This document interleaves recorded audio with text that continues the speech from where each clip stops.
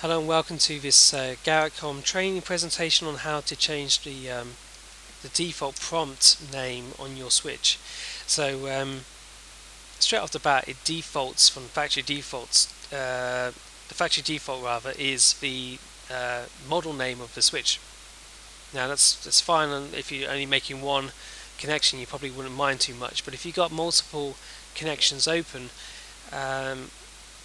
it can help to get your bearings if each prompt has a recognizable name. So the way you can change that is just go set prompt, and you can just type in the name you want. So for example here we can have switch 1, and it'll just change now to switch 1. So now if I open up another session, then if I just go to the other switch I have set up here, 2.168.10.2, I can have switch 1 here. Instead of having here, again we can see the default is the model of the switch. We can just change that to set prompt to switch 2.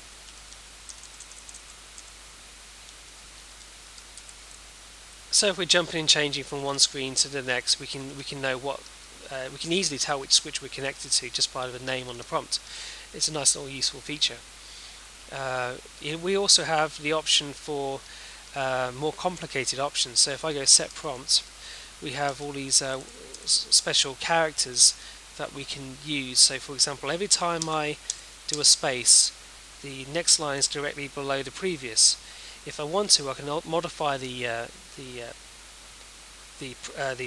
prompt name so that it injects a space. So for example, switch 1, and if I add in the new line modifier in the front of here, for example, it now gives us a space between each of the prompts. Yeah, that's something might come in handy at certain times. And we can also have other options here. So if we didn't want to have a specific name, what we could do instead is have the IP address of the switch as the name. So for example, we're on this switch, we recognize it by that IP address, and so on and so forth. So there's various different options you can use.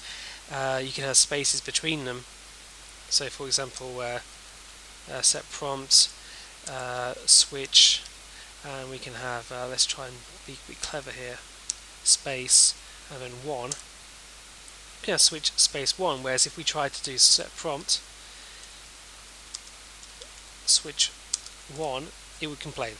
So we can use these wildcard characters to our advantage, these modifiers to our advantage. There's a bunch we can choose from, forgive me, set prompt, and we can use some of the defaults like system name or system contact, system location, and the IP address.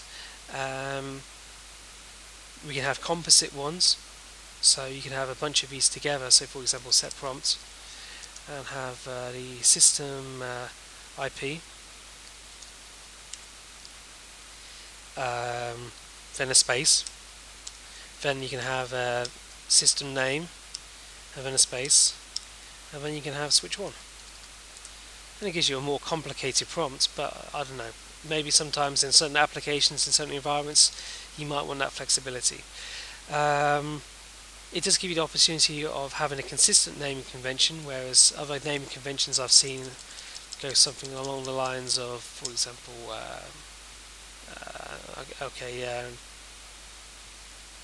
the name of the company, for example, NGW underscore the switch, SW for switch, or RTR for router, and then a number 01, and so on and so forth. So there is naming conventions for these different devices, so it can be important in certain environments. So we wanted to give you some flexibility there. But that pretty much is all we have to say about that. So on behalf of GarrettCom, I'd like to thank you for your time. I hope it's been interesting and helpful, and as I said, thank you very much. Goodbye.